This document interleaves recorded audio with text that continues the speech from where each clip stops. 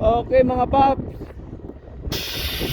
flex ko lang yung ginagawa ko dating makina. Ito na siya oh. Okay na. So back to the road na siya. So kukonik na natin siya dito sa trailer. So ilayin natin itong trailer. Ito naman ang gagawin natin. Yan okay na siya. Yan yung 3406B. So looks good, sounds like top. So the smoke should be good. See?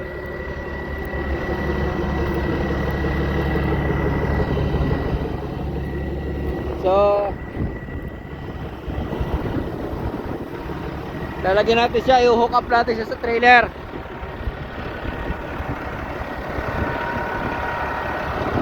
Yan guys. So let's do that. Hook up natin sa trailer. So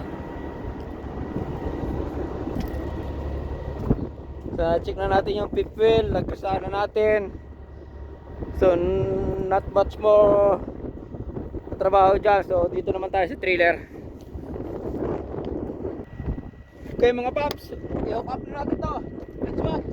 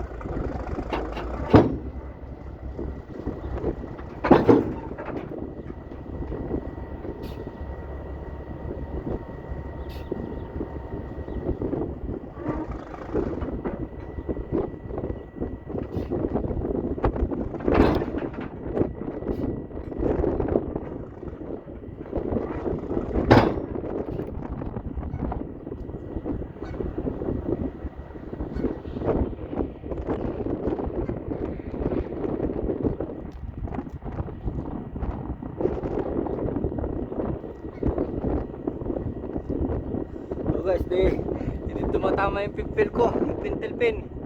So check ko muna. Okay, again, one more.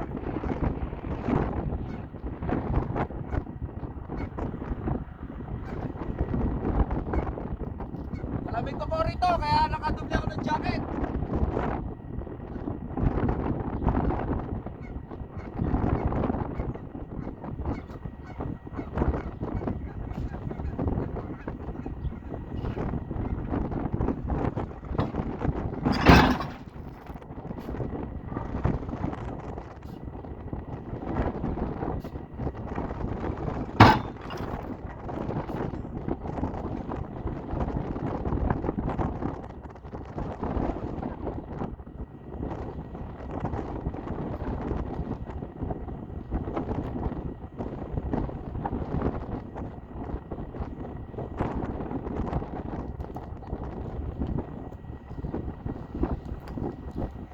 Okay mga paps,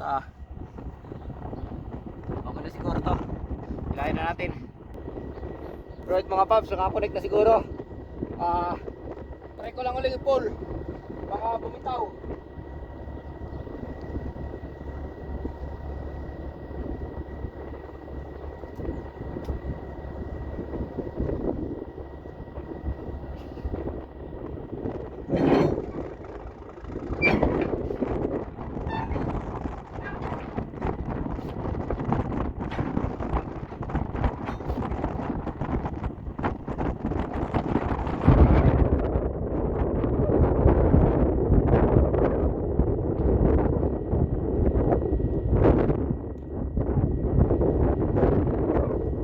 Okay mga paps, okay na. So ikukulit natin yung mga services at saka brake hose, at saka yung mga connection ng electrical para good to go tayo.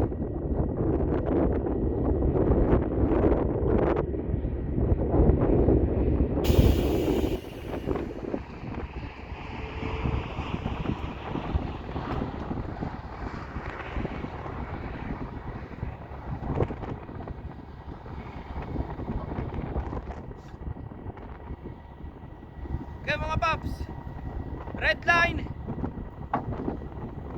for trailer supply.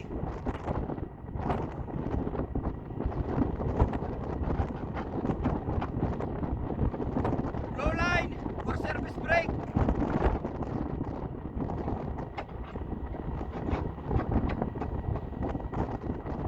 And electrical plug for all the lights.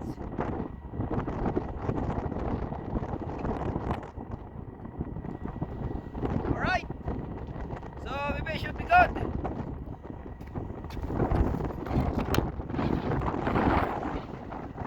Alright mga paps, okay, naikapit na natin yung mga service line, service hose. So try na natin supply ng hangin itong trailer para mag-release yung mga brake.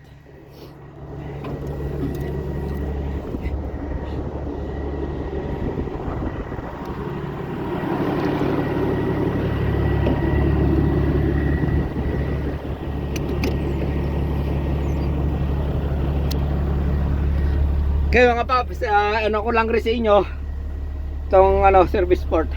Itong red, actually nasira kasi yung handle eh. Itong red for trailer supply. So pag wala kang trailer, wag mong ipupush to. Actually yung handle nito kagaya lang rin itong dilaw, kaya lang nasira eh. Pero okay pa naman. Tapos itong dilaw para sa truck lang to. So i-push natin itong red. Yon. See? So diretso na sa trailer. So masusuplayan niya na ng hangin yung trailer. Let's go. Checkin natin yung mga brake kung bibitaw.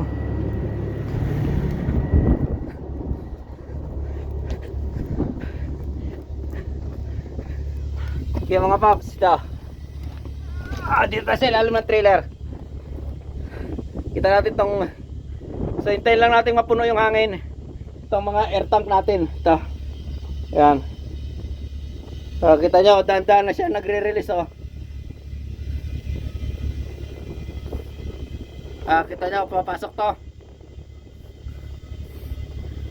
So it means okay itong mga brake natin. So pag pumasok tong rod na to, yan, it means naka-release na yung mga brake natin. Ready to pull na siya. So yan guys, okay. So itataas natin yung landing gear para hindi sumabit pag nag-garo tayo. Let's try. So okay yung brake natin.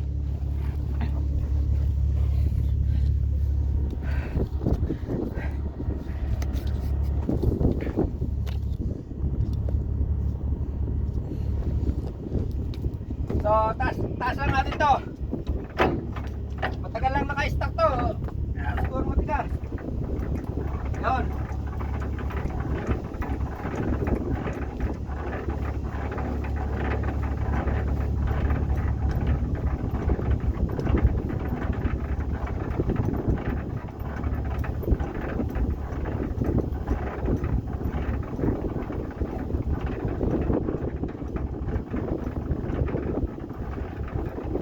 Okay na siguro yan. Tanggalin din naman natin eh. Alright mga paps. So let's to drive na.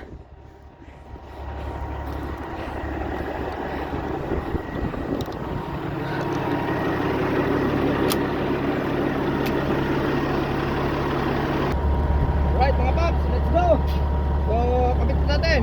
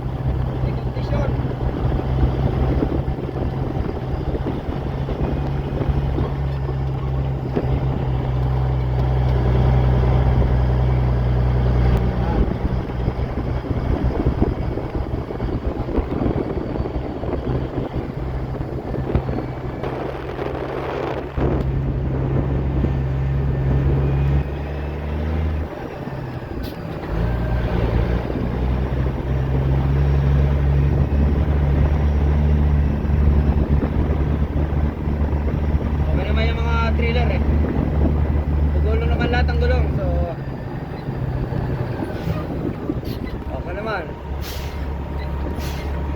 May pre na siya mga paps, so that's good. So yan lang muna mga paps. Prito, so okay naman yung temperature natin. So hindi pa siya nag-overheat. Sana hindi mag-overheat. Yung oil pressure niya should be good sa idle. Idle pa lang naman to. So naka 700 tayo RPM. So times 100 po yan. Okay. Okay mga boss, yan lang muna. At we hope you enjoy yung may video na na-update ko kayo sa ginagawa natin. Give me a thumbs up and click my hit button please. Hit bell button para updated kayo sa aming mga ginagawa. Thank you so much sa ngayon. So yan. Ayan pa yung ba nating nakaparatang gagawin. So malapit na mag farming time. So kailangan recondition lahat. Thank you so much mga kapatid. Bye!